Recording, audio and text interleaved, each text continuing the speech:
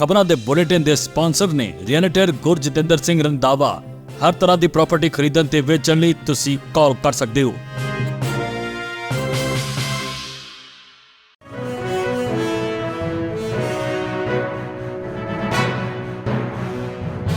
सत श्री अकाल जी, तुसीं देख रहे हो पंजाब मेल USA TV ते मैं सुरभि। खबरां दे इस बुलेटिन च बहुत स्वागत। पेशान देश विदेश नाल जुड़ियां होईयां कुछ खास ते चोणवीआं खबरां। हुण वीज़ा रद्द होण दा कारण भी दसेगा कैनेडा। कमला हैरिस 2028 च राष्ट्रपति ओहदे दी लड़ेगी चोण। US तो राहत दी खबर, भारत में सारे देशों तो हटिया टैरिफ दा खतरा। ट्रंप ने कई अंतरराष्ट्रीय विवादां नूं सुलझाया और नोबल शांति पुरस्कार दे हकदार व्हाइट हाउस। देश भुगत रहा है कीमत, फेड चेयरमैन पावल ते वरे डोनाल्ड ट्रंप। अमेरिका दी सेहत बिगाड़ सकदे ट्रंप दे फैसले, सस्तियां दवाइयां लई तरसणगे अमरीकी लोग। हुण इन्हां खबरां दा विस्तार, इस दे नाल ही देश ते विदेश नाल जुड़ियां होईयां तमाम खबरां।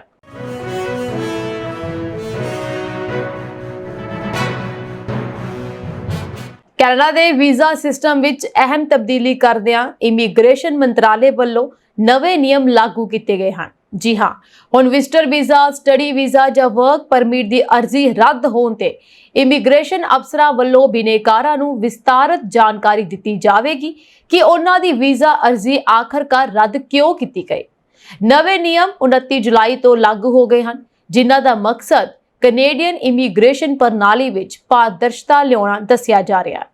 एक मीडिया रिपोर्ट मुताबक रिफ्यूजल लैटर्स के नाल एक पत्र होर ईमेल किया जाएगा, जिस विच वीज़ा ना दिते जाने के कारण तफसील नाल दर्ज होणगे।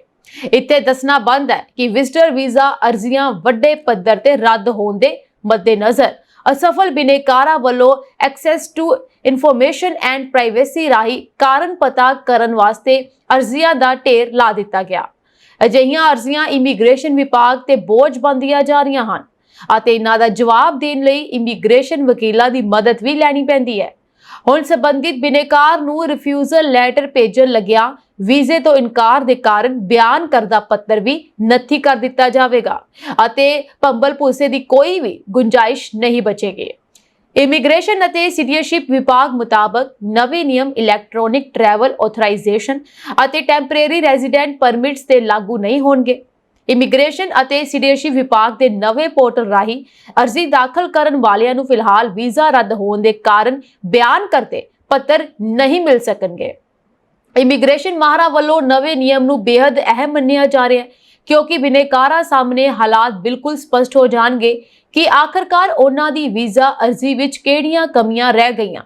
इस तो इलावा बिनेकार अपने भविख के कदमां बारे ठरमे नाल विचार वटांदरा भी कर सकणगे। वीज़ा रद्द होण दा कारण दर्शाउण वाले पत्रां विच जिथे रस्मी भाषा वरती जाएगी, उत्थे तकनीकी भाषा भी वरती जा सकती है ਜਾਂ ਸਿੱਧੇ ਤੌਰ ਤੇ ਵਿੱਤੀ ਸਰੋਤਾਂ ਦੀ ਕਮੀ ਜਾਂ ਹੋਰ ਕਾਰਨਾਂ ਦਾ ਜ਼ਿਕਰ ਕੀਤਾ ਜਾ ਸਕਦਾ ਹੈ।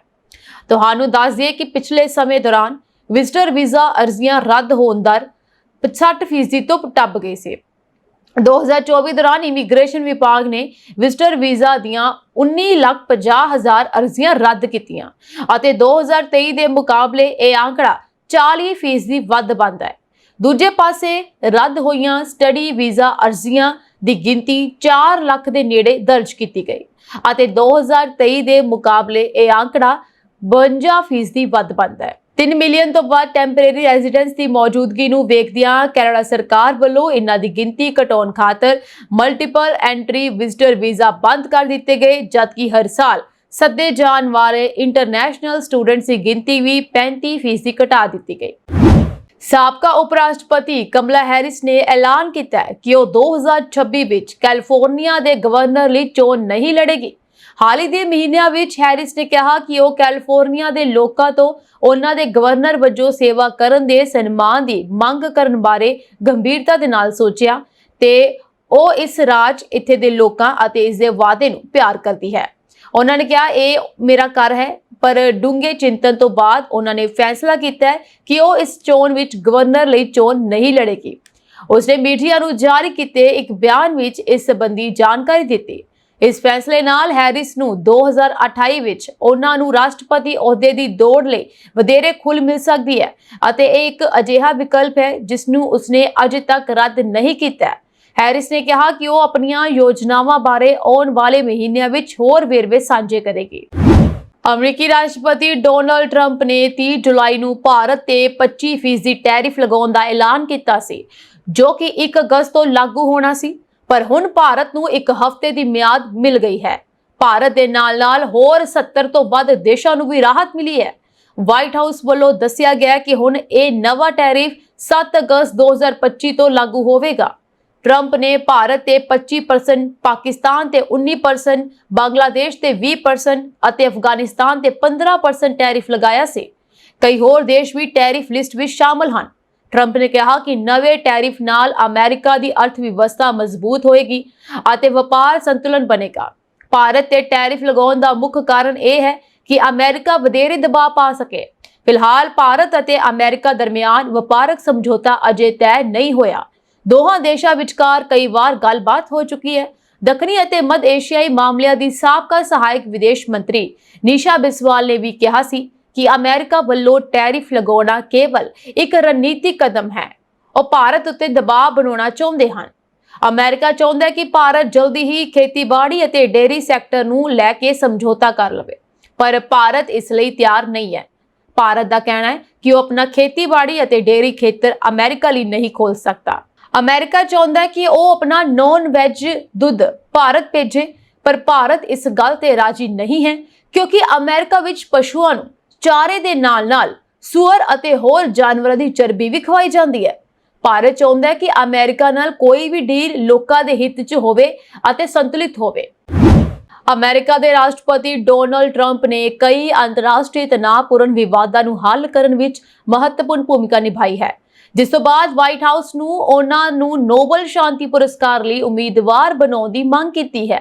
ਵਾਈਟ ਹਾਊਸ ਦੀ ਪ੍ਰੈਸ ਸਕੱਤਰ ਕੈਰੋਲਿਨ ਲੈਵਿਟ ਨੇ ਦਾਅਵਾ ਕੀਤਾ ਕਿ ਟਰੰਪ ਨੇ ਥਾਈਲੈਂਡ ਅਤੇ ਕੰਬੋਡੀਆ, ਇਜ਼ਰਾਈਲ ਅਤੇ ਈਰਾਨ, ਰਵਾਂਡਾ ਅਤੇ democratic republic of Congo, Bharat ਅਤੇ ਪਾਕਿਸਤਾਨ, ਸਰਬੀਆ ਤੇ ਕੋਸੋਵੋ ਅਤੇ ਮਿਸਰ ਤੇ ਇਥੋਪੀਆ ਵਿਚਕਾਰ ਚੱਲ ਰਹੇ ਵਿਵਾਦਾਂ ਨੂੰ ਖਤਮ ਕਰਵਾਉਣ ਵਿੱਚ ਅਹਿਮ ਭੂਮਿਕਾ ਨਿਭਾਈ।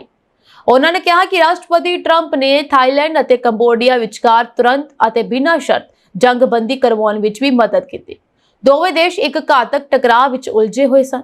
ਉਹਨਾਂ ਨੇ ਕਿਹਾ ਕਿ ਟਰੰਪ ਨੇ ਹਰ ਮਹੀਨੇ ਔਸਤਨ ਇੱਕ ਸ਼ਾਂਤੀ ਸਮਝੌਤਾ ਜਾਂ ਜੰਗਬੰਦੀ ਕਰਵਾਈ ਹੈ। ਹੁਣ ਸਮਾਂ ਆ ਗਿਆ ਹੈ ਕਿ ਉਹਨਾਂ ਨੂੰ ਨੋਬਲ ਸ਼ਾਂਤੀ ਪੁਰਸਕਾਰ ਦਿੱਤਾ ਜਾਵੇ। ਉਹਨਾਂ ਨੇ ਕਿਹਾ ਕਿ ਰਾਸ਼ਟਰਪਤੀ ਟਰੰਪ ਨੇ ਹਰ ਮਹੀਨੇ ਇੱਕ ਵਿਵਾਦ ਨੂੰ ਸੁਲਝਾਇਆ, ਇਸ ਲਈ ਉਹ ਨੋਬਲ ਸ਼ਾਂਤੀ ਪੁਰਸਕਾਰ ਦੇ ਹੱਕਦਾਰ ਹਨ। ਉਹਨਾਂ ਨੇ ਇਹ ਵੀ ਕਿਹਾ ਕਿ ਕੁਝ ਲੋਕ ਇਸ ਨੂੰ ਰਾਜਨੀਤਿਕ ਕਦਰ ਵਧਾਉਣ ਦੀ ਕੋਸ਼ਿਸ਼ ਵੀ ਮੰਨ ਰਹੇ ਹਨ। ਅਮਰੀਕੀ ਰਾਸ਼ਟਰਪਤੀ ਡੋਨਾਲਡ ਟਰੰਪ ਨੇ ਫੈਡਰਲ ਰਿਜ਼ਰਵ ਦੇ ਚੇਅਰਮੈਨ ਜੇਰੋਮ ਪਾਵਲ ਉੱਤੇ ਇੱਕ ਵਾਰ ਫਿਰ ਸ਼ਬਦੀ ਹਮਲਾ ਕੀਤਾ। ਕੇਂਦਰੀ ਬੈਂਕ ਵੱਲੋਂ ਵਿਆਜ ਦਰਾਂ ਨੂੰ ਜਿਉਂ ਦਾ ਤਿਉਂ ਰੱਖਣ ਦੇ ਫੈਸਲੇ ਤੋਂ ਇੱਕ ਦਿਨ ਬਾਅਦ ਟਰੰਪ ਨੇ ਆਪਣੀ ਸੋਸ਼ਲ ਮੀਡੀਆ ਪਲੇਟਫਾਰਮ ਤੇ ਪਾਵਲ ਤੇ ਹਮਲਾ ਬੋਲਿਆ। ਉਹਨਾਂ ਨੇ ਆਪਣੇ ਸੋਸ਼ਲ ਮੀਡੀਆ ਹੈਂਡਲਰ ਉੱਤੇ ਲਿਖਿਆ ਕਿ ਜੈਰੋਮ ਟੂ ਲੇਟ, ਪਾਵਲ ਨੇ ਇਹ ਫਿਰ ਕਰ ਦਿੱਤਾ। ਉਹ ਬਹੁਤ ਦੇਰ ਕਰਦਾ ਹੈ। ਹੋਰ ਤਰੀਕੇ ਨਾਲ ਕਹੀਏ ਤਾਂ ਟੂ ਲੇਟ ਇੱਕ ਮੁਕੰਮਲ ਨਾਕਾਮੀ ਹੈ ਅਤੇ ਸਾਡਾ ਦੇਸ਼ ਇਸ ਦੀ ਕੀਮਤ ਭੁਗਤ ਰਿਹਾ ਹੈ। ਫੈਡਰਲ ਓਪਨ ਮਾਰਕੀਟ ਕਮੇਟੀ ਨੇ 4.25% ਤੋਂ 4.5% ਦੀ ਮੌਜੂਦਾ ਫੈਡ ਫੰਡ ਦੌਰਾਨ ਦਰ ਨੂੰ ਬਰਕਰਾਰ ਰੱਖਣ ਲਈ 9-2 ਦੇ ਅਨੁਪਾਤ ਨਾਲ VOTING ਕੀਤੀ। ਇਹ VOTING ਪਹਿਲੀ ਵਾਰੀ ਸੀ ਜਦੋਂ 1993 ਤੋਂ ਬਾਅਦ ਕਈ ਗਵਰਨਰ ਵਿਆਜ ਦਰ ਸੰਬੰਧੀ ਫੈਸਲੇ ਦੀ ਵਿਰੋਧੀ ਸੂਚੀ 'ਚ ਪਾਏ ਗਏ। ਗਵਰਨਰ ਮਿਸ਼ੇਲ ਬੋਮੈਨ ਅਤੇ ਕ੍ਰਿਸਟੋਫਰ ਵਾਲਰ ਨੇ ਵਿਆਜ ਦਰਾਂ 'ਚ ਕਟੌਤੀ ਦੀ ਹਮਾਇਤ ਕੀਤੀ। ਵੈਲਸ ਫਾਰਗੋ ਦੀ ਅਰਥ ਸ਼ਾਸਤਰੀ ਸੈਰਾ ਹਾਊਸ ਮੁਤਾਬਕ ਇਹ ਵਿਰੋਧ ਕਮੇਟੀ ਦੇ ਮੈਂਬਰਾਂ ਵਿੱਚ ਮੌਜੂਦ ਅਸਲ ਰੂਪ ਵਿੱਚ ਵੱਖਰੇ ਵਿਚਾਰਾਂ ਨੂੰ ਦਰਸਾਉਂਦੇ ਸਨ, ਜੋ ਵੱਧ ਰਹੀਆਂ ਟੈਰਿਫਾਂ ਨਾਲ ਆ ਰਹੀ ਸਥਾਨਕੀ ਮਹਿੰਗਾਈ ਤੋਂ ਨਜਿੱਠਣ ਦੀ ਕੋਸ਼ਿਸ਼ ਕਰ ਰਹੇ ਹਨ। ਟਰੰਪ ਪਿਛਲੇ ਕਾਫੀ ਸਮੇਂ ਤੋਂ ਫੈਡ ਵੱਲੋਂ ਰੇਟ ਕੱਟ ਦੀ ਮੰਗ ਕਰਦੇ ਆ ਰਹੇ ਹਨ। ਉਮੀਦ ਹੈ ਕਿ ਸਤੰਬਰ, ਅਕਤੂਬਰ ਅਤੇ ਦਸੰਬਰ ਦੇ ਵਿੱਚ ਫੈਡ ਵੱਲੋਂ ਕਮਾਈਆਂ ਦਰਾਂ 'ਚ 25 ਬੇਸਿਸ ਪੁਆਇੰਟ ਦੀ ਕਟੌਤੀ ਕੀਤੀ ਜਾਵੇਗੀ। ਹਾਲਾਂਕਿ ਇਹ ਵੀ ਸੰਭਾਵਨਾ ਹੈ ਕਿ ਇਹ ਕਦਮ ਥੋੜਾ ਹੋਰ ਡਿਲੇ ਕਰ ਦਿੱਤਾ ਜਾਵੇ। ਇਸ ਸਾਰੇ ਹਾਲਾਤਾਂ ਦੇ ਵਿਚਕਾਰ ਨਿਵੇਸ਼ਕ ਵੀ ਡੋਲ ਰਹੇ ਹਨ। 2024 ਵਿੱਚ ਮਾਰਕੀਟ ਵੈਲੂਏਸ਼ਨਸ ਬੇहद ਉੱਚੀ ਚਲੀ ਗਈ ਹੈ ਅਤੇ ਨਵੀਆਂ ਨਿਵੇਸ਼ ਥਾਵਾਂ ਦੀ ਭਾਲ ਜਾਰੀ ਹੈ। ਭਾਰਤ ਤੇ ਲਗਾਇਆ ਗਿਆ 25% ਅਮਰੀਕੀ ਟੈਰਿਫ ਦੇਸ਼ ਦੇ ਕਈ ਖੇਤਰਾਂ ਨੂੰ ਪ੍ਰਭਾਵਿਤ ਕਰ ਸਕਦਾ ਹੈ। ਹਾਲਾਂਕਿ ਇਸ ਟੈਰਿਫ ਨੂੰ ਇੱਕ ਹਫ਼ਤੇ ਲਈ ਟਾਲ ਦਿੱਤਾ ਗਿਆ ਹੈ, ਪਰ ਇਸ ਦੇ ਬਾਵਜੂਦ ਵੀ ਅਗਰ ਦੁਬਾਰਾ ਟੈਰਿਫ ਲੱਗ ਜਾਂਦਾ ਹੈ ਤੇ ਇਸ ਦਾ ਅਸਰ ਜਿਹੜਾ ਹੈ ਉਹ ਦੇਖਣ ਨੂੰ ਮਿਲੇਗਾ। ਸੋ ਇਸ ਦਾ ਪ੍ਰਭਾਵ ਫਾਰਮਾ ਸੈਕਟਰ ਤੇ ਵੀ ਦਿਖਾਈ ਦੇਵੇਗਾ, ਪਰ ਇਹ ਪ੍ਰਭਾਵ ਅਮਰੀਕਾ ਵਿੱਚ ਪਵੇਗਾ। Indian pharmaceutical export promotion council ਨੇ ਕਿਹਾ ਹੈ ਕਿ ਰਾਸ਼ਟਰਪਤੀ ਡੋਨਾਲਡ ਟਰੰਪ ਵੱਲੋਂ 1 ਅਗਸਤ ਤੋਂ ਭਾਰਤ ਤੋਂ ਆਉਣ ਵਾਲੇ ਸਾਰੇ ਉਤਪਾਦਾਂ ਤੇ 25% ਟੈਰਿਫ ਲਗਾਉਣ ਨਾਲ ਅਮਰੀਕਾ ਵਿੱਚ ਜ਼ਰੂਰੀ ਦਵਾਈਆਂ ਦੀ ਕੀਮਤ ਵਧੇਗੀ। ਇਸ ਟੈਰਿਫ ਕਾਰਨ ਆਉਣ ਵਾਲੇ ਸਮੇਂ ਵਿੱਚ ਅਮਰੀਕਾ ਦੇ ਖਪਤਕਾਰਾਂ ਅਤੇ ਸਿਹਤ ਖੇਤਰ ਨੂੰ ਨੁਕਸਾਨ ਹੋਵੇਗਾ। ਫਾਰਮੈਕਸਿਲ ਦੇ ਚੇਅਰਮੈਨ ਨੇ ਇੱਕ ਬਿਆਨ ਵਿੱਚ ਕਿਹਾ ਕਿ ਅਮਰੀਕੀ ਬਾਜ਼ਾਰ ਕੱਚੇ ਮਾਲ ਅਤੇ ਘੱਟ ਕੀਮਤ ਵਾਲੀਆਂ ਜੈਨਰਿਕ ਦਵਾਈਆਂ ਲਈ ਭਾਰਤ ਤੇ ਬਹੁਤ ਜ਼ਿਆਦਾ ਨਿਰਭਰ ਹੈ। ਇਸ ਨੂੰ ਭਾਰਤ ਦੇ ਵਿਆਪਕ ਪੈਮਾਨੇ ਅਤੇ ਗੁਣਵੱਤਾ ਨਾਲ ਮੇਲ ਕਰਨ ਵਾਲੇ ਵਿਕਲਪਿਕ ਤਰੀਕੇ ਲੱਭਣ ਵਿੱਚ ਬਹੁਤ ਮੁਸ਼ਕਿਲ ਦਾ ਸਾਹਮਣਾ ਕਰਨਾ ਪੈ ਰਿਹਾ ਹੈ। ਅਮਰੀਕੀ ਰਾਸ਼ਟਰਪਤੀ ਡੋਨਾਲਡ ਟਰੰਪ ਨੇ ਭਾਰਤ ਤੇ ਇਸ ਟੈਰਿਫ ਦਾ ਐਲਾਨ ਅਜਿਹੇ ਸਮੇਂ ਕੀਤਾ ਹੈ ਜਦੋਂ ਦੋਵਾਂ ਦੇਸ਼ਾਂ ਵਿਚਕਾਰ ਦੁਵੱਲੇ ਵਪਾਰ ਸਮਝੌਤੇ ਤੇ ਗੱਲਬਾਤ ਚੱਲ ਰਹੀ ਹੈ। ਇਸ ਟੈਰਿਫ ਨੂੰ ਗੱਲਬਾਤ ਵਿੱਚ ਕੁਝ ਰੁਕਾਵਟਾਂ ਦਾ ਸੰਕੇਤ ਮੰਨਿਆ ਜਾ ਰਿਹਾ ਹੈ। ਇਸ ਤੋਂ ਇਲਾਵਾ ਟਰੰਪ ਨੇ ਰੂਸ ਤੋਂ ਫੌਜੀ ਉਪਕਰਨ ਅਤੇ ਤੇਲ ਖਰੀਦਣ ਲਈ ਵਾਧੂ ਜੁਰਮਾਨੇ ਲਗਾਉਣ ਦਾ ਵੀ ਫੈਸਲਾ ਕੀਤਾ ਹੈ। ਮੰਨਿਆ ਜਾ ਰਿਹਾ ਹੈ ਕਿ ਅਮਰੀਕਾ ਨੇ ਆਪਣੀਆਂ ਮੰਗਾਂ ਮਨਵਾਉਣ ਦੇ ਲਈ ਭਾਰਤ ਤੇ ਇਹ ਟੈਰਿਫ ਲਗਾਇਆ ਸੀ। ਫਾਰਮਾਸਿਊਟੀਕਲ ਦੇ ਚੇਅਰਮੈਨ ਨੇ ਕਿਹਾ ਕਿ ਭਾਰਤ ਲੰਬੇ ਸਮੇਂ ਤੋਂ ਦੁਨੀਆ ਨੂੰ ਕਿਫਾਇਤੀ ਅਤੇ ਗੁਣਵੱਤਾ ਵਾਲੀਆਂ ਦਵਾਈਆਂ ਦੀ ਸਪਲਾਈ ਕਰ ਰਿਹਾ ਹੈ। ਅਮਰੀਕਾ ਭਾਰਤ ਰਾਹੀਂ ਜੈਨਰਿਕ ਦਵਾਈਆਂ ਦੀ ਆਪਣੀਆਂ ਕੁੱਲ ਜ਼ਰੂਰਤਾਂ ਦਾ 47% ਪੂਰਾ ਕਰਦਾ ਹੈ। ਫਾਰਮਾਸਿਊਟੀਕਲ ਦੇ ਕਿਹਾ ਕਿ ਭਾਰਤੀ ਫਾਰਮਾਸਿਊਟੀਕਲ ਕੰਪਨੀਆਂ ਜੀਵਨ ਬਚਾਉਣ ਵਾਲੀਆਂ ਕੈਂਸਰ ਦਵਾਈਆਂ, ਐਂਟੀਬਾਇਓਟਿਕਸ ਅਤੇ ਪੁਰਾਣੀਆਂ ਬਿਮਾਰੀਆਂ ਦੇ ਇਲਾਜ ਲਈ ਲੋੜੀਂਦੀਆਂ ਦਵਾਈਆਂ ਕਿਫਾਇਤੀ ਕੀਮਤਾਂ ਤੇ ਪ੍ਰਦਾਨ ਕਰਨ ਵਿੱਚ ਮਹੱਤਵਪੂਰਨ ਭੂਮਿਕਾ ਨਿਭਾਉਂਦਾ ਹੈ। ਇਸ ਸਪਲਾਈ ਲੜੀ ਵਿੱਚ ਕਿਸੇ ਵੀ ਤਰ੍ਹਾਂ ਦੀ ਰੁਕਾਵਟ ਨਾਲ ਦਵਾਈਆਂ ਦੀ ਘਾਟ ਹੋਵੇਗੀ ਅਤੇ ਉਹਨਾਂ ਦੀਆਂ ਕੀਮਤਾਂ ਵਿੱਚ ਵਾਧਾ ਹੋਵੇਗਾ, ਜਿਸ ਨਾਲ ਅਮਰੀਕੀ ਖਪਤਕਾਰਾਂ ਅਤੇ ਸਿਹਤ ਸੰਭਾਲ ਖੇਤਰ ਨੂੰ ਕਾਫੀ ਨੁਕਸਾਨ ਹੋਵੇਗਾ। ਯੂਕੇ ਤੋਂ ਇੱਕ ਵੱਡੀ ਖਬਰ ਸਾਹਮਣੇ ਆਈ ਹੈ। ਇੱਥੇ ਪੂਰਬੀ ਲੰਡਨ ਵਿੱਚ ਇੱਕ 30 ਸਾਲ ਦੇ ਬ੍ਰਿਟਿਸ਼ ਸਿੱਖ ਵਿਅਕਤੀ ਦੀ ਚਾਕੂ ਮਾਰ ਕੇ ਹੱਤਿਆ ਕਰ ਦਿੱਤੀ ਗਈ। ਬ੍ਰਿਟਿਸ਼ ਪੁਲਿਸ ਦਾ ਮੰਨਣਾ ਹੈ ਕਿ ਇਸ ਕਤਲ ਵਿੱਚ ਸ਼ਾਮਲ ਲੋਕ ਅਤੇ ਪੀੜਿਤ ਇੱਕ ਦੂਜੇ ਨੂੰ ਪਹਿਲਾਂ ਤੋਂ ਜਾਣਦੇ ਸਨ। ਗੁਰਮੁਖ ਸਿੰਘ ਉਰਫ ਗੈਰੀ ਦੀ ਮੌਤ ਪਿਛਲੇ ਹਫ਼ਤੇ ਪੂਰਬੀ ਲੰਡਨ ਦੇ ਇਲਫੋਰਡ ਦੇ ਫੇਲਬ੍ਰਿਜ ਰੋਡ ਵਿੱਚ ਹੋਈ। ਪੁਲਿਸ ਨੇ ਕਿਹਾ ਕਿ ਉਸਦੇ ਅਧਿਕਾਰੀਆਂ ਨੇ 23 ਜੁਲਾਈ ਨੂੰ ਕਤਲ ਦੇ ਸ਼ੱਕ ਵਿੱਚ 27 ਸਾਲਾਂ ਦੇ ਅਮਰਦੀਪ ਸਿੰਘ ਨੂੰ ਗ੍ਰਿਫਤਾਰ ਕੀਤਾ ਸੀ। ਉਸ ਤੇ ਕਤਲ ਦਾ ਦੋਸ਼ ਲਗਾਇਆ ਗਿਆ ਅਤੇ ਉਹ 5 ਜਨਵਰੀ 2026 ਨੂੰ ਲੰਡਨ ਦੇ ਓਲਡ ਬੇਲੀ ਵਿਖੇ ਉਸਦੀ ਅਗਲੀ ਅਦਾਲਤ ਵਿੱਚ ਪੇਸ਼ੀ ਤੱਕ ਹਿਰਾਸਤ ਵਿੱਚ ਰਹੇਗਾ। ਮੈਟ ਪੁਲਿਸ ਦੇ ਬਿਆਨ ਵਿੱਚ ਕਿਹਾ ਗਿਆ ਕਿ ਲੰਡਨ ਐਂਬੂਲੈਂਸ ਸੇਵਾ ਨੇ ਇੱਕ ਰਿਹਾਇਸ਼ੀ ਪਤੇ ਤੇ ਲੜਾਈ ਦੀਆਂ ਰਿਪੋਰਟਾਂ ਤੋਂ ਬਾਅਦ ਪੁਲਿਸ ਨੂੰ ਘਟਨਾ ਬਾਰੇ ਸੂਚਿਤ ਕੀਤਾ। ਬਿਆਨ ਵਿੱਚ ਅੱਗੇ ਕਿਹਾ ਗਿਆ ਕਿ ਉੱਥੇ ਮੌਜੂਦ ਅਧਿਕਾਰੀਆਂ ਨੇ ਗੈਰੀ ਨੂੰ ਚਾਕੂ ਦੇ ਹਮਲੇ ਨਾਲ ਜ਼ਖਮੀ ਹੋਣ ਤੇ ਮੁੱਢਲੀ ਸਹਾਇਤਾ ਦਿੱਤੀ। ਹਾਲਾਂਕਿ ਸਾਰੀਆਂ ਸੰਭਵ ਕੋਸ਼ਿਸ਼ਾਂ ਦੇ ਬਾਵਜੂਦ ਬਦਕਿਸਮਤੀ ਨਾਲ ਉਸ ਦੀ ਮੌਕੇ ਤੇ ਹੀ ਮੌਤ ਹੋ ਗਈ। ਪੁਲਿਸ ਅਧਿਕਾਰੀਆਂ ਨੇ ਇਸ ਸਬੰਧ ਵਿੱਚ ਇੱਕ 29 ਸਾਲ ਦੇ ਵਿਅਕਤੀ ਅਤੇ 3 ਔਰਤਾਂ ਨੂੰ ਵੀ ਗ੍ਰਿਫਤਾਰ ਕੀਤਾ ਹੈ। ਮਾਮਲੇ ਵਿੱਚ ਪੁਲਿਸ ਜਾਂਚ ਕਰ ਰਹੀ ਹੈ। ਹਾਲਾਂਕਿ ਸਾਰਿਆਂ ਨੂੰ ਅਕਤੂਬਰ ਤੱਕ ਜ਼ਮਾਨਤ ਤੇ ਰਿਹਾ ਕਰ ਦਿੱਤਾ ਗਿਆ ਹੈ। ਅਮਰੀਕੀ ਰਾਸ਼ਟਰਪਤੀ ਡੋਨਾਲਡ ਟਰੰਪ ਨੇ ਕੈਨੇਡਾ ਦੇ ਵੱਲੋਂ ਫਲਸਤੀਨ ਨੂੰ ਇੱਕ ਦੇਸ਼ ਵਜੋਂ ਮਾਨਤਾ ਦੇਣ ਦੇ ਫੈਸਲੇ ਤੇ ਨਾਰਾਜ਼ਗੀ ਜ਼ਾਹਰ ਕਰਦਿਆਂ ਕੈਨੇਡੀਅਨ ਸਮਾਨ ਤੇ ਟੈਰਿਫ ਨੂੰ 25% ਤੋਂ ਵਧਾ ਕੇ 35% ਕਰ ਦਿੱਤਾ ਹੈ। ਟਰੰਪ ਨੇ ਇਹ ਕਾਰਜਕਾਰੀ ਆਦੇਸ਼ ਵੀਰਵਾਰ ਨੂੰ ਜਾਰੀ ਕੀਤਾ। ਇਸ ਤੋਂ ਇਲਾਵਾ ਅਮਰੀਕਾ ਨੇ ਉਹਨਾਂ ਕੈਨੇਡੀਅਨ ਵਸਤਾਂ ਤੇ 40% ਟ੍ਰਾਂਸਸ਼ਿਪਮੈਂਟ ਫੀਸ ਵੀ ਲਗਾਈ ਹੈ ਜੋ ਨਵੇਂ ਟੈਰਿਫ ਤੋਂ ਬਚਣ ਦੇ ਲਈ ਕਿਸੇ ਹੋਰ ਦੇਸ਼ ਰਾਹੀਂ ਭੇਜੀਆਂ ਜਾਂਦੀਆਂ ਹਨ। ਕੈਨੇਡੀਅਨ ਪ੍ਰਧਾਨ ਮੰਤਰੀ ਮਾਰਕ ਕਾਰਨੀ ਨੇ ਸੰਯੁਕਤ ਰਾਸ਼ਟਰ ਮਹਾਸਭਾ ਦੇ ਸਤੰਬਰ ਸੈਸ਼ਨ ਵਿੱਚ ਫਲਸਤੀਨ ਨੂੰ ਇੱਕ ਰਾਸ਼ਟਰ ਵਜੋਂ ਮਾਨਤਾ ਦੇਣ ਦਾ ਇਰਾਦਾ ਜ਼ਾਹਰ ਕੀਤਾ ਸੀ, ਬੇਸ਼ਰਤੇ ਫਲਸਤੀਨੀ ਅਥਾਰਟੀ ਚੋਣਾਂ ਸਮੇਤ ਕੁਝ ਜ਼ਰੂਰੀ ਬਦਲਾਅ ਕਰਨ ਲਈ ਵਚਨਬੱਧ ਹੋਵੇ। ਟਰੰਪ ਨੇ ਇਸ ਫੈਸਲੇ ਤੇ ਸੋਸ਼ਲ ਮੀਡੀਆ ਤੇ ਗੁੱਸਾ ਪ੍ਰਗਟ ਕਰਦਿਆਂ ਕਿਹਾ ਸੀ ਕਿ ਇਸ ਨਾਲ ਦੋਵਾਂ ਦੇਸ਼ਾਂ ਵਿਚਾਲੇ ਵਪਾਰਕ ਸਮਝੌਤਾ ਕਰਨਾ ਬਹੁਤ ਮੁਸ਼ਕਿਲ ਹੋ ਜਾਵੇਗਾ। ਟੈਰਿਫ ਵਧਾਉਣ ਦਾ ਇੱਕ ਹੋਰ ਕਾਰਨ ਅਮਰੀਕਾ ਵਿੱਚ ਫੈਂਟਾਨਿਲ ਦੀ ਤਸਕਰੀ ਦਾ ਮੁੱਦਾ ਵੀ ਮੰਨਿਆ ਜਾ ਰਿਹਾ ਹੈ। ਹਾਲਾਂਕਿ ਕੈਨੇਡਾ ਦਾ ਕਹਿਣਾ ਹੈ ਕਿ ਅਮਰੀਕਾ ਵਿੱਚ ਆਉਣ ਵਾਲਾ ਬਹੁਤ ਘੱਟ ਫੈਂਟਾਨਿਲ ਕੈਨੇਡਾ ਤੋਂ ਆਉਂਦਾ ਹੈ, ਪਰ ਟਰੰਪ ਇਸ ਮਾਮਲੇ ਤੇ ਹਮਲਾਵਰ ਰੁਖ ਅਪਣਾ ਰਹੇ ਹਨ। ਟਰੰਪ ਨੇ ਦਾਅਵਾ ਕੀਤਾ ਕਿ ਕੈਨੇਡਾ ਨਾਲ ਕੋਈ ਗੱਲਬਾਤ ਨਹੀਂ ਹੋਈ, ਜਦਕਿ ਕੈਨੇਡੀਅਨ ਪ੍ਰਧਾਨ ਮੰਤਰੀ ਨੇ ਕਿਹਾ ਸੀ ਕਿ ਗੱਲਬਾਤ ਰਚਨਾਤਮਕ ਰਹੀ ਹੈ, ਪਰ 1 ਅਗਸਤ ਦੀ ਸਮਾਂ ਸੀਮਾ ਤੱਕ ਇਸ ਦੇ ਪੂਰਾ ਹੋਣ ਦੀ ਸੰਭਾਵਨਾ ਨਹੀਂ ਸੀ। ਕੈਨੇਡਾ ਜਵਾਬੀ ਕਾਰਵਾਈ ਦੀ ਤਿਆਰੀ ਵਿੱਚ ਟਰੰਪ ਵੱਲੋਂ ਟੈਰਿਫ ਵਧਾਏ ਜਾਣ ਤੋਂ ਬਾਅਦ ਕੈਨੇਡਾ ਵੀ ਜਵਾਬੀ ਕਾਰਵਾਈ ਦੀ ਤਿਆਰੀ ਕਰ ਰਿਹਾ ਹੈ। ontario ਦੇ ਪ੍ਰੀਮੀਅਰ ਡਗ ਫੋਰਡ ਨੇ ਅਮਰੀਕੀ ਸਟੀਲ ਅਤੇ ਐਲੂਮੀਨੀਅਮ ਤੇ 50% ਜਵਾਬੀ ਟੈਰਿਫ ਲਗਾਉਣ ਦੀ ਮੰਗ ਕੀਤੀ ਹੈ।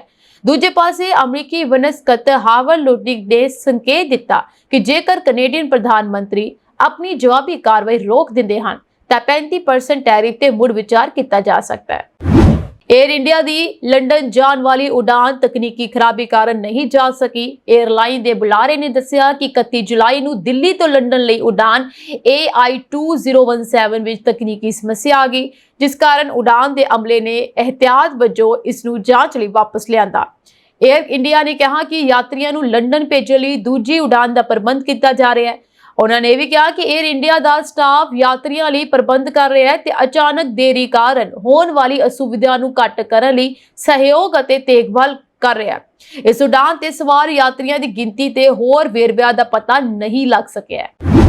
ਉਡਾਨ ਭਰਨ ਲਈ ਤਿਆਰ ਹਵਾਈ ਜਹਾਜ਼ ਵਿੱਚ 2 ਸ਼ਰਾਬੀਆਂ ਨੇ ਇੰਨਾ ਖੇਰੂ ਪਾਇਆ ਕਿ ਪੁਲਿਸ ਸਦਨੀ ਪਈ ਅਤੇ ਫਲਾਈਟ ਕਈ ਘੰਟੇ ਦੇਰੀ ਨਾਲ ਰਵਾਨਾ ਹੋ ਸਕੇ। यूके ਦੀ 에ਅਰਲਾਈਨ ਵੱਲੋਂ ਦੋਹਾਂ ਨੂੰ ਪੱਕੇ ਤੌਰ ਤੇ ਨੋ ਫਲਾਈ ਲਿਸਟ ਵਿੱਚ ਪਾ ਦਿੱਤਾ ਗਿਆ, ਜਿਨ੍ਹਾਂ ਨੇ ਜਹਾਜ਼ ਵਿੱਚ ਸਵਾਰ ਹੋਰਨਾਂ ਮੁਸਾਫਰਾਂ ਨੂੰ ਬੇहद ਖੱਜਲ ਖੁਆਰ ਕੀਤਾ। ਯੀਡਨ ਦੇ ਲੀਡਸ ਬ੍ਰੈਡਫੋਰਡ 에ਅਰਪੋਰਟ ਤੇ ਵਾਪਰੇ ਘਟਨਾਕ੍ਰਮ ਬਾਰੇ ਇੱਕ ਚਸ਼ਮਦੀਦ ਨੇ ਦੱਸਿਆ ਕਿ 2 ਜਣਿਆਂ ਨੇ ਵੋਡਕਾ ਦੀ ਬੋਤਲ ਕੱਢੀ ਅਤੇ ਸ਼ਰਾਬ ਪੀਣ ਲੱਗੇ। ਸੰਭਾਵਤ ਤੌਰ ਤੇ ਦੋਹਾਂ ਨੇ ਸ਼ਰਾਬ ਦੀ ਇਹ ਬੋਤਲ ਹਵਾਈ ਅੱਡੇ ਦੇ ਡਿਊਟੀ ਫ੍ਰੀ ਸਟੋਰ ਤੋਂ ਖਰੀਦੀ ਹੋਵੇਗੀ। ਜਹਾਜ਼ ਦੇ ਰਵਾਨਾ ਹੋਣ ਤੋਂ ਪਹਿਲਾਂ ਹੀ ਦੋਵੇਂ ਜਣੇ ਸ਼ਰਾਬੀ ਹਾਲਤ ਵਿੱਚ ਨਜ਼ਰ ਆਏ। ਇੱਕ ਤਾਂ ਬਿਲਕੁਲ ਬੇਕਾਬੂ ਹੋ ਰਿਹਾ ਸੀ। ਸੋਸ਼ਲ ਮੀਡੀਆ ਤੇ ਵਾਇਰਲ ਵੀਡੀਓ ਵਿੱਚ ਦੇਖਿਆ ਜਾ ਸਕਦਾ ਹੈ ਕਿ ਪੁਲਿਸ ਅਫਸਰ ਜਹਾਜ਼ ਵਿੱਚ ਦਾਖਲ ਹੁੰਦੇ ਹਨ ਅਤੇ 2 ਮੁਸਾਫਰਾਂ ਨੂੰ ਫੜ ਕੇ ਜਹਾਜ਼ ਤੋਂ ਹੇਠਾਂ ਉਤਾਰ ਲਿਆ ਜਾਂਦਾ ਹੈ। ਵੈਸਟ ਯਾਰਕਸ਼ਾਇਰ ਦੀ ਪੁਲਿਸ ਨੇ ਹਵਾਈ ਜਹਾਜ਼ ਵਿੱਚ ਵਾਪਰੇ ਘਟਨਾਕ੍ਰਮ ਦੀ ਤਸਦੀਕ ਕਰਦਿਆਂ ਇਹ ਕਿਹਾ ਕਿ 2 ਜਣਿਆਂ ਨੂੰ ਝਗੜਾ ਕਰਨ ਦੇ ਸ਼ੱਕ ਹੇਠ ਗ੍ਰਿਫਤਾਰ ਕੀਤਾ ਗਿਆ, ਪਰ ਬਾਅਦ ਵਿੱਚ ਜ਼ਮਾਨਤ ਤੇ ਰਿਹਾ ਕਰ ਦਿੱਤਾ ਗਿਆ। ਉਧਰ Jet2 에ਅਰਲਾਈਨਸ ਦੇ ਬੁਲਾਰੇ ਨੇ ਕਿਹਾ ਕਿ ਜਹਾਜ਼ ਵਿੱਚ ਸਵਾਰ 2 ਜਣਿਆਂ ਦਾ ਵਰਤਾਓ ਬਰਦਾਸ਼ਤ ਦੇ ਕਾਬਲ ਨਹੀਂ ਸੀ, ਜਿਸ ਦੇ ਮੱਦੇਨਜ਼ਰ ਦੋਹਾਂ ਨੂੰ ਨੋ ਫਲਾਈ ਲਿਸਟ ਵਿੱਚ ਵੀ ਪਾ ਦਿੱਤਾ ਗਿਆ। ਘਟਨਾ ਵੇਲੇ ਜਹਾਜ਼ ਵਿੱਚ ਕਈ ਪਰਿਵਾਰ ਮੌਜੂਦ ਸਨ ਅਤੇ ਇਨ੍ਹਾਂ ਸ਼ਰਾਬੀਆਂ ਨੇ ਸਾਰੇ ਮਾਹੌਲ ਵਿਗਾੜ ਦਿੱਤਾ।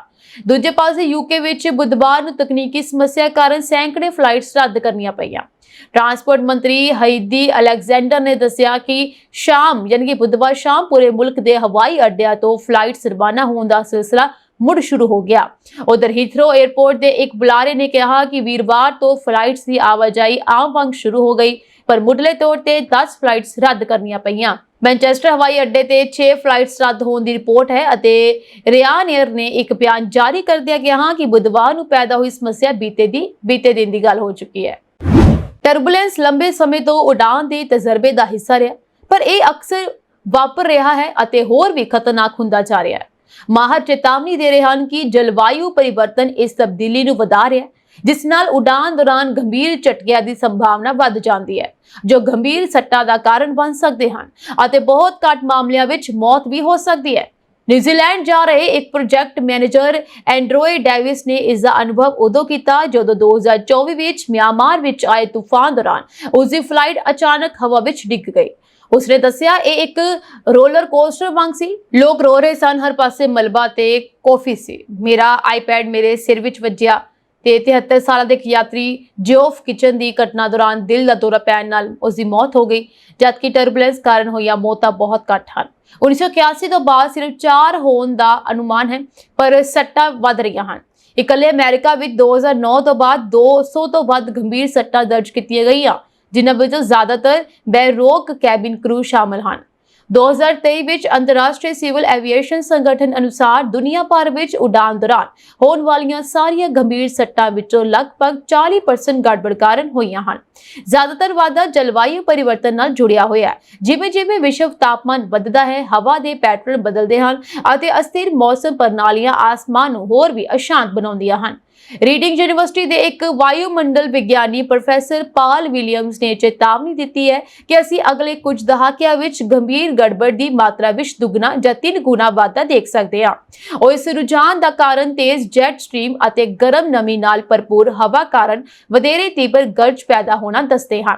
ਦੁਨੀਆ ਦੇ ਸਭ ਤੋਂ ਵਿਅਸਤ ਰੂਟਾਂ ਵਿੱਚੋਂ ਇੱਕ ਉੱਤਰੀ ਐਟਲਾਂਟਿਕ ਫਲਾਈਟ ਕੋਰੀਡੋਰ ਨੇ ਪਿਛਲੇ 40 ਸਾਲਾਂ ਵਿੱਚ ਗੰਭੀਰ ਗੜਬੜ ਵਿੱਚ 55% ਵਾਧਾ ਦੇਖਿਆ, ਪਰ ਪੂਰਬੀ ਏਸ਼ੀਆ, ਉੱਤਰੀ ਅਫਰੀਕਾ ਅਤੇ ਮੱਧ ਪੂਰਬ ਸਮੇਤ ਹੋਰ ਖੇਤਰ ਵੀ ਵਾਧਾ ਅਨੁਭਵ ਕਰ ਰਹੇ ਹਨ। ਗੜਬੜ ਦੀਆਂ 3 ਮੁੱਖ ਕਿਸਮਾਂ ਵੀ ਹਨ, ਜਿਵੇਂ ਕਿ ਕਨੈਕਟੀਵਿਟੀ ਯਾਨੀ ਤੂਫਾਨਾਂ ਤੋਂ ਹੋਣ ਵਾਲੀ ਗੜਬੜ, ਇਸ ਤੋਂ ਇਲਾਵਾ ਉਹ ਐਰੋਗ੍ਰਾਫਿਕ ਯਾਨੀ ਪਹਾੜਾਂ ਤੋਂ ਅਤੇ ਸਾਫ਼ ਹਵਾ ਜਿਸ ਦਾ ਪਤਾ ਲਗਾਉਣਾ ਸਭ ਤੋਂ ਮੁਸ਼ਕਿਲ ਹੈ। ਆਖਰੀ ਕਿਸਮ ਹੁੰਦੀ ਹੈ ਬਹੁਤ ਖਤਰਨਾਕ ਹੈ ਕਿਉਂਕਿ ਇਸ ਨੂੰ ਰਡਾਰ ਜਾਂ ਪਾਇਲਟਸ ਦੁਆਰਾ ਨਹੀਂ ਦੇਖਿਆ ਜਾ ਸਕਦਾ ਅਤੇ ਅਕਸਰ ਬਿਨਾਂ ਚੇਤਾਵਨੀ ਦੇ ਟਕਰਾ ਜਾਂਦੀ ਹੈ। ਇਕੱਲਾਪਨ ਇੱਕ ਅਜਿਹਾ ਸ਼ਬਦ ਹੈ ਜੋ ਅਕਸਰ ਜਵਾਨੀ ਨਾਲ ਨਹੀਂ ਜੁੜਿਆ ਹੁੰਦਾ। ਅਸੀਂ ਆਪਣੀ ਜਵਾਨੀ ਨੂੰ ਪਰਿਵਾਰ, ਦੋਸਤਾਂ ਨਾਲ ਬਿਤਾਇਆ ਸਮਾਂ ਅਤੇ ਸਕੂਲ ਅਤੇ ਕੰਮ ਦੀਆਂ ਗਤੀਵਿਧੀਆਂ ਵਿੱਚ ਰੁੱਝੇ ਰਹਿਣ ਦੇ ਰੂਪ ਵਿੱਚ ਸੋਚਦੇ ਹਾਂ। ਹਾਲਾਂਕਿ ਇਕੱਲਾਪਨ ਇੱਕ ਅਜਿਹਾ ਅਨੁਭਵ ਹੈ ਜਿਸ ਨੂੰ ਅਸੀਂ ਸ਼ਾਇਦ ਜ਼ਿਆਦਾਤਰ ਬਜ਼ੁਰਗਾਂ ਨਾਲ ਜੋੜਦੇ ਹਾਂ। ਆਸਟ੍ਰੇਲੀਆ ਵਿੱਚ ਨੌਜਵਾਨਾਂ 'ਚ ਇਕੱਲੇਪਨ ਬਾਰੇ ਇੱਕ ਨਵੀਂ ਰਿਪੋਰਟ ਸਾਹਮਣੇ ਆਈ ਹੈ ਜਿਸ 'ਚ ਪਾਇਆ ਗਿਆ ਕਿ 15 ਤੋਂ 25 ਸਾਲ ਦੀ ਉਮਰ ਦੇ 43% ਲੋਕ ਜਾਂ ਹਰ 5 ਵਿੱਚੋਂ 2 ਨੌਜਵਾਨ ਇਕੱਲੇਪਨ ਮਹਿਸੂਸ ਕਰਦੇ ਹਨ। ਪੁੱਛੇ ਜਾਣ ਤੇ 4 ਵਿੱਚੋਂ 1 ਵਿਅਕਤੀ ਨੇ ਇਕੱਲਾਪਨ ਮਹਿਸੂਸ ਕਰਨ ਬਾਰੇ ਦੱਸਿਆ, ਜਦਕਿ 7 ਵਿੱਚੋਂ 1 ਵਿਅਕਤੀ ਘੱਟੋ-ਘੱਟ 2 ਸਾਲਾਂ ਤੋਂ ਇਕੱਲਾਪਨ ਮਹਿਸੂਸ ਕਰ ਰਿਹਾ ਸੀ, ਜਿਸ ਨੂੰ ਅਸੀਂ ਨਿਰੰਤਰ ਇਕੱਲਾਪਨ ਕਹਿੰਦੇ ਹਾਂ। ਇਸ ਰਿਪੋਰਟ 'ਚ 2022-23 ਦੌਰਾਨ ਆਸਟ੍ਰੇਲੀਆ ਘਰੇਲੂ ਆਮਦਨ ਅਤੇ ਲੇਬਰ ਡਾਇਨਾਮਿਕਸ ਸਰਵੇਖਣ ਦੇ ਡੇਟਾ ਦਾ ਵਿਸ਼ਲੇਸ਼ਣ ਕੀਤਾ ਗਿਆ। ਇਸ ਨਾਲ ਸਾਨੂੰ ਇਹ ਸਮਝਣ ਵਿੱਚ ਮਦਦ ਮਿਲੀ ਹੈ ਕਿ ਕਿਹੜੇ ਕਾਰਕ ਨੌਜਵਾਨਾਂ ਵਿੱਚ ਇਕੱਲੇਪਨ ਦੇ ਜ਼ੋਖਮ ਨੂੰ ਵਧਾਉਂਦੇ ਹਨ। ਅਸੀਂ ਪਾਇਆ ਕਿ ਮਾੜੀ ਸਰੀਰਕ ਅਤੇ ਮਾਨਸਿਕ ਸਿਹਤ ਦੇ ਕਾਰਨ ਨੌਜਵਾਨਾਂ ਵਿੱਚ ਲਗਾਤਾਰ ਇਕੱਲੇਪਨ ਦਾ ਅਨੁਭਵ ਕਰਨ ਦੀ ਸੰਭਾਵਨਾ ਦੁੱਗਣੀ ਜਾਂ ਵੱਧ ਹੋ ਸਕਦੀ ਹੈ। ਗਜ਼ਾ 'ਚ ਖੁਰਾਕ ਸਮੱਗਰੀ ਦੀ ਕਿੱਲਤ ਦੀ ਸਮੱਸਿਆ ਗੰਭੀਰ ਹੋ ਗਈ ਹੈ। ਫਲਸਤੀਨੀਆਂ ਤੱਕ ਖੁਰਾਕ ਸਮੱਗਰੀ ਨਾ ਪਹੁੰਚ ਪਾਉਣ ਤੇ ਲੈਂਡ ਪਹੁੰਚ ਰਹੇ ਲੋਕਾਂ ਤੇ ਫਾਇਰਿੰਗ 'ਚ 1200 ਤੋਂ ਵੱਧ ਲੋਕਾਂ ਦੇ ਮਾਰੇ ਜਾਣ ਦੀ ਵਿਸ਼ਵ ਭਰ ਵਿੱਚ ਨਿੰਦਾ ਹੋ ਰਹੀ ਹੈ। ਰਾਹਤ ਸਮੱਗਰੀ ਲੈਣ ਪਹੁੰਚੇ ਲੋਕਾਂ ਤੇ ਇਜ਼ਰਾਈਲੀ ਫੌਜੀਆਂ ਦੀ ਤਾਜ਼ਾ ਫਾਇਰਿੰਗ 'ਚ 91 ਲੋਕ ਮਾਰੇ ਗਏ ਤੇ 600 ਤੋਂ ਵੱਧ ਜ਼ਖਮੀ ਹੋ ਗਏ। ਹਾਲਾਤ ਵਿਗੜਦੇ ਦੇਖ ਅਮਰੀਕਾ ਦੇ ਰਾਸ਼ਟਰਪਤੀ ਡੋਨਾਲਡ ਟਰੰਪ ਨੇ ਰਾਹਤ ਸਮੱਗਰੀ ਦੀ ਸਪਲਾਈ ਤੇ ਗੱਲ ਕਰਨ ਲਈ ਵਿਸ਼ੇਸ਼ ਦੂਤ ਸਟੀਵ ਵਿਟਕੋਫ ਨੂੰ ਇਜ਼ਰਾਈਲ ਭੇਜਿਆ ਹੈ। ਮ੍ਰਿਤਕਾਂ 'ਚੋਂ 54 ਲੋਕ ਉੱਤਰੀ ਗਜ਼ਾ ਦੇ ਜਿਕਿਮ ਕ੍ਰੋਸਿੰਗ ਤੇ ਮਾਰੇ ਗਏ, ਜਿੱਥੇ ਉਹ ਰਾਹਤ ਸਮੱਗਰੀ ਦੇ ਟਰੱਕਾਂ ਦੀ ਉਡੀਕ ਕਰ ਰਹੇ ਸਨ ਤਾਂ ਕਿ ਉਹਨਾਂ ਨੂੰ ਜਲਦੀ ਸਮੱਗਰੀ ਮਿਲ ਸਕੇ। ਇਜ਼ਰਾਈਲੀ ਫੌਜ ਨੇ ਕਿਹਾ ਕਿ ਭੀੜ ਨੇ ਟਰੱਕਾਂ ਨੂੰ ਘੇਰ ਲਿਆ ਸੀ। ਅਜਿਹੇ ਹਾਲਤ ਨੂੰ ਕਾਬੂ ਕਰਨ 'ਚ ਉਸਨੇ ਸਿਰਫ ਹਵਾ 'ਚ ਗੋਲੀਆਂ ਚਲਾਈਆਂ ਸਨ। ਇਸ ਫਾਇਰਿੰਗ 'ਚ ਕਿਸੇ ਦੇ ਮਾਰੇ ਜਾਂ ਜ਼ਖਮੀ ਹੋਣ ਦੀ ਉਸ ਨੂੰ ਜਾਣਕਾਰੀ ਨਹੀਂ ਹੈ। ਗਜ਼ਾ ਦੇ ਸਿਹਤ ਮੰਤਰਾਲੇ ਅਨੁਸਾਰ ਜ਼ਖਮੀ ਹੋਏ ਬਹੁਤ ਸਾਰੇ ਲੋਕਾਂ ਦੀ ਹਾਲਤ ਗੰਭੀਰ ਹੈ, ਇਸ ਲਈ ਮ੍ਰਿਤਕਾਂ ਦੀ ਗਿਣਤੀ ਵੱਧ ਵੀ ਸਕਦੀ ਹੈ। ਗਜ਼ਾ 'ਚ ਕੁਝ ਲੋਕ ਮਹੀਨਿਆਂ ਤੋਂ ਇਜ਼ਰਾਈਲ ਦੀਆਂ ਕਾਰਵਾਈਆਂ ਦੇ ਨਾਲ ਉਸਦੇ ਸਹਿਯੋਗੀ ਦੇਸ਼ ਵੀ ਅਸਹਿਮਤ ਪ੍ਰਗਟਾ ਰਹੇ ਹਨ। ਅਸਹਿਮਤੀ ਜੋ ਹੈ ਪ੍ਰਗਟਾਈ ਜਾ ਰਹੀ ਹੈ। ਇਜ਼ਰਾਈਲ ਦੇ ਸਭ ਤੋਂ ਵੱਡੇ ਸਹਿਯੋਗੀ ਅਮਰੀਕਾ ਦੇ ਰਾਸ਼ਟਰਪਤੀ ਡੋਨਾਲਡ ਟਰੰਪ ਨੇ ਗਜ਼ਾ ਦੇ ਹਾਲਤ ਤੇ ਚਿੰਤਾ ਦਾ ਪ੍ਰਗਟਾਵਾ ਕੀਤਾ ਤੇ ਹੁਣ ਵਿਸ਼ੇਸ਼ ਦੂਤ ਇਜ਼ਰਾਈਲ ਭੇਜਿਆ ਗਿਆ ਹੈ। ਰਵਾਇਤੀ ਤੌਰ ਤੇ ਇਜ਼ਰਾਈਲ ਦੇ ਨੇੜਲੇ ਸਹਿਯੋਗੀ ਰਹੇ ਜਰਮਨੀ ਨੇ ਇਜ਼ਰਾਈਲ ਦੀ ਹਾਲੀ ਦੇ ਕਾਰਵਾਈ ਦੀ ਨਿਖੇਧੀ ਕੀਤੀ ਹੈ। ਸਾਊਦੀ ਅਰਬ ਦੇ ਤਾਇਫ ਸ਼ਹਿਰ ਦੇ ਲੋਕ ਆਪਣੇ ਪਰਿਵਾਰ ਅਤੇ ਦੋਸਤਾਂ ਨਾਲ ਗ੍ਰੀਨ ਮਾਊਂਟੇਨ ਨਾਮਕ ਇੱਕ ਮਸ਼ਹੂਰ ਮਨੋਰੰਜਨ ਪਾਰਕ ਦੇਖਣ ਆਏ ਸਨ, ਯਾਨੀ ਕਿ ਅਮਿਊਜ਼ਮੈਂਟ ਪਾਰਕ ਵਿੱਚ ਮਨੋਰੰਜਨ ਕਰਨ ਆਏ ਸਨ। ਪਾਰਕ ਹਰ ਰੋਜ਼ ਵਾਂਗ ਗਤੀਵਿਧੀਆਂ ਨਾਲ ਭਰਿਆ ਹੋਇਆ ਸੀ। ਬੱਚੇ ਹੱਸ ਰਹੇ ਸਨ ਅਤੇ ਬਾਲਗ ਵੀ ਸਵਾਰੀਆਂ ਦਾ ਆਨੰਦ ਮਾਣ ਰਹੇ ਸਨ, ਪਰ ਕਿਸੇ ਨੂੰ ਨਹੀਂ ਪਤਾ ਸੀ ਕਿ ਇੱਕ ਪਲ ਵਿੱਚ ਸਭ ਕੁਝ ਬਦਲ ਜਾਵੇਗਾ। ਉਸ ਸਮੇਂ ਪਾਰਕ ਵਿੱਚ ਇੱਕ ਰੋਮਾਂਚਕ ਸਵਾਰੀ 360 ਡਿਗਰੀ ਚੱਲ ਰਹੀ ਸੀ। ਇਹ ਝੂਲਾ ਹਵਾ ਵਿੱਚ ਘੁੰਮਦਾ ਹੈ ਅਤੇ ਲੋਕਾਂ ਨੂੰ ਇੱਕ ਖਾਸ ਕਿਸਮ ਦਾ ਰੋਮਾਂਚ ਦਿੰਦਾ ਹੈ, ਪਰ ਉਸ ਦਿਨ ਇਹ ਰੋਮਾਂਚ ਇੱਕ ਭਿਆਨਕ ਹਾਦਸੇ ਵਿੱਚ ਬਦਲ ਗਿਆ। ਲੋਕ 360 ਡਿਗਰੀ ਨਾਮ ਦੀ ਇਸ ਸਵਾਰੀ ਵਿੱਚ ਬੈਠੇ ਸਨ। ਝੂਲਾ ਪੂਰੀ ਤਾਕਤ ਨਾਲ ਹਵਾ ਵਿੱਚ ਘੁੰਮ ਰਿਹਾ ਸੀ। ਫਿਰ ਅਚਾਨਕ ਇਸਦਾ ਵਿਚਕਾਰਲਾ ਥੰਮ ਟੁੱਟ ਗਿਆ। ਇਹ ਥੰਮ ਝੂਲੇ ਨੂੰ ਫੜੀ ਬੈਠਾ ਸੀ। ਜਿਵੇਂ ਹੀ ਇਹ ਟੁੱਟਿਆ, ਝੂਲੇ ਦਾ ਪੂਰਾ ਢਾਂਚਾ ਖਰਾਬ ਹੋ ਗਿਆ ਅਤੇ ਇਸ ਦਾ ਇੱਕ ਵੱਡਾ ਹਿੱਸਾ ਹੇਠਾਂ ਡਿੱਗਿਆ। ਇਸ ਟੁੱਟਣ ਦੀ ਆਵਾਜ਼ ਇੰਨੀ ਉੱਚੀ ਸੀ ਕਿ ਦੂਰ ਖੜੇ ਲੋਕ ਵੀ ਹੈਰਾਨ ਰਹਿ ਗਏ। ਇਸ ਤੋਂ ਬਾਅਦ ਉੱਥੇ ਮੌਜੂਦ ਲੋਕਾਂ ਵਿੱਚ ਚੀਕ ਚਿਹਾੜਾ ਪੈ ਗਿਆ। ਕੁਝ ਲੋਕ ਡਰ ਕੇ ਭੱਜਣ ਲੱਗੇ, ਜਦਕਿ ਕੁਝ ਆਪਣੇ ਬੱਚਿਆਂ ਨੂੰ ਬਚਾਉਣ ਲਈ ਭੱਜੇ। ਇਸ ਪੂਰੇ ਹਾਦਸੇ ਦੀ ਇੱਕ 41 ਸਕਿੰਟ ਤੱਕ ਵੀਡੀਓ ਵੀ ਸੋਸ਼ਲ ਮੀਡੀਆ ਤੇ ਕਾਫੀ ਤੇਜ਼ੀ ਨਾਲ ਵਾਇਰਲ ਹੋ ਰਿਹਾ ਹੈ। ਵੀਡੀਓ ਵਿੱਚ ਲੋਕ ਪਹਿਲਾਂ ਝੂਲੇ ਦਾ ਆਨੰਦ ਮਾਣਦੇ ਦਿਖਾਈ ਦੇ ਰਹੇ ਹਨ, ਪਰ ਕੁਝ ਹੀ ਪਲਾਂ ਵਿੱਚ ਝੂਲੇ ਦਾ ਕੇਂਦਰੀ ਥੰਮ ਟੁੱਟ ਜਾਂਦਾ ਹੈ ਅਤੇ ਹੇਠਾਂ ਡਿੱਗ ਜਾਂਦਾ ਹੈ। ਝੂਲੇ ਤੇ ਬੈਠੇ ਬਹੁਤ ਸਾਰੇ ਲੋਕ ਹੇਠਾਂ ਡਿੱਗਦੇ ਦਿਖਾਈ ਦਿੰਦੇ ਹਨ ਅਤੇ ਉਹਨਾਂ ਦੇ ਨਾਲ ਬਾਕੀ ਲੋਕ ਵੀ ਡਰ ਜਾਂਦੇ ਹਨ। ਵੀਡੀਓ ਵਿੱਚ ਲੋਕਾਂ ਦੀਆਂ ਚੀਕਾਂ, ਘਬਰਾਹਟ ਅਤੇ ਹਫੜਾ ਦਫੜੀ ਦਾ ਮਾਹੌਲ ਸਾਫ਼ ਦਿਖਾਈ ਦੇ ਰਿਹਾ ਹੈ। ਇੱਕ ਚਸ਼ਮਦੀਦ ਗਵਾਹ ਨੇ ਕਿਹਾ ਕਿ ਹਾਦਸਾ ਅਚਾਨਕ ਹੋਇਆ। ਉਸਨੇ ਕਿਹਾ ਕਿ ਉਹ ਸਵਾਰੀ ਦੇ ਕੋਲ ਖੜਾ ਸੀ, ਸਭ ਕੁਝ ਠੀਕ ਚੱਲ ਰਿਹਾ ਸੀ, ਪਰ ਕੁਝ ਸਕਿੰਟਾਂ ਦੇ ਵਿੱਚ ਹੀ ਝੂਲੇ ਦਾ ਵਿਚਕਾਰਲਾ ਹਿੱਸਾ ਤੇਜ਼ੀ ਨਾਲ ਘੁੰਮਣ ਲੱਗਾ ਅਤੇ ਦੂਜੀ ਦਿਸ਼ਾ ਵਿੱਚ ਚਲਾ ਗਿਆ ਅਤੇ ਉੱਥੇ ਬੈਠੇ ਲੋਕਾਂ ਨਾਲ ਟਕਰਾ ਗਿਆ। ਟੱਕਰ ਇੰਨੀ ਜ਼ੋਰਦਾਰ ਸੀ ਕਿ ਕੁਝ ਲੋਕ ਹਵਾ ਵਿੱਚ ਛਾਲ ਮਾਰ ਕੇ ਹੇਠਾਂ ਡਿੱਗ ਪਏ। ਕੁਝ ਲੋਕ ਝੂਲੇ ਨਾਲ ਲਟਕਦੇ ਰਹੇ। ਇਸ ਟੱਕਰ ਵਿੱਚ ਕੁਝ ਲੋਕਾਂ ਨੂੰ ਗੰਭੀਰ ਸੱਟਾਂ ਵੀ ਲੱਗੀਆਂ ਹਨ। ਹਾਦਸੇ ਤੋਂ ਬਾਅਦ ਪਾਰਕ ਦੇ ਕਰਮਚਾਰੀਆਂ ਤੇ ਮੌਕੇ ਦੇ ਮੌਜੂਦ ਲੋਕਾਂ ਨੇ ਤੁਰੰਤ ਜ਼ਖਮੀਆਂ ਨੂੰ ਪਾਰਕ ਤੋਂ ਬਾਹਰ ਕੱਢਿਆ ਅਤੇ ਐਂਬੂਲੈਂਸ ਬੁਲਾਈ ਗਈ। ਇਸ ਹਾਦਸੇ ਵਿੱਚ ਕੁੱਲ 23 ਲੋਕ ਜ਼ਖਮੀ ਹੋਏ ਹਨ, ਜਿਨ੍ਹਾਂ ਵਿੱਚ ਕੁਝ ਬੱਚੇ ਅਤੇ ਔਰਤਾਂ ਵੀ ਸ਼ਾਮਲ ਹਨ। ਸਾਰੇ ਜ਼ਖਮੀਆਂ ਨੂੰ ਨਜ਼ਦੀਕੀ ਹਸਪਤਾਲ ਦੇ ਵਿੱਚ ਦਾਖਲ ਕਰਵਾਇਆ ਗਿਆ। ਕੁਝ ਨੂੰ ਮਾਮੂਲੀ ਸੱਟਾਂ ਲੱਗੀਆਂ ਹਨ, ਪਰ ਕੁਝ ਦੀ ਹਾਲਤ ਨਾਜ਼ੁਕ ਦੱਸੀ ਜਾ ਰਹੀ ਹੈ। ਹਾਦਸੇ ਦੀ ਖਬਰ ਮਿਲਦੇ ਹੀ ਪ੍ਰਸ਼ਾਸਨ ਨੇ ਅਧਿਕਾਰੀ ਤੁਰੰਤ ਮੌਕੇ ਤੇ ਪਹੁੰਚ ਗਏ। ਪਾਰਕ ਨੂੰ ਤੁਰੰਤ ਬੰਦ ਕਰ ਦਿੱਤਾ ਗਿਆ ਅਤੇ ਹਾਦਸਾਗ੍ਰਸਤ ਸਵਾਰੀ ਨੂੰ ਘੇਰ ਲਿਆ ਗਿਆ ਅਤੇ ਜਾਂਚ ਸ਼ੁਰੂ ਕਰ ਦਿੱਤੀ ਗਈ। ਪ੍ਰਸ਼ਾਸਨ ਹੁਣ ਇਹ ਪਤਾ ਲਗਾਉਣ ਦੀ ਕੋਸ਼ਿਸ਼ ਕਰ ਰਹੇ ਹਨ ਕਿ ਇਸ ਸਵਾਰੀ ਵਿੱਚ ਇੰਨੀ ਵੱਡੀ ਤਕਨੀਕੀ ਖਰਾਬੀ ਕਿਵੇਂ ਆਈ। ਇਹ ਸਾਂਝੀ ਦੇਸ਼ ਵਿਦੇਸ਼ ਨਾਲ ਜੁੜੀਆਂ ਹੋਈਆਂ ਕੁਝ ਖਾਸ ਤੇ ਚੋਣਵੀਆਂ ਖਬਰਾਂ। ਹੋਰ ਅਪਡੇਟਸ ਨਾਲ ਜੁੜੇ ਰਹਿਣ ਦੇ ਲਈ ਤੁਸੀਂ ਬਨੇ ਰਹੋ ਪੰਜਾਬ ਮਿਲੀ ਯੂਐਸਏ ਟੀਵੀ ਦੇ ਨਾਲ। ਤੁਹਾਡੇ ਸਭ ਦਾ ਬਹੁਤ ਬਹੁਤ ਧੰਨਵਾਦ।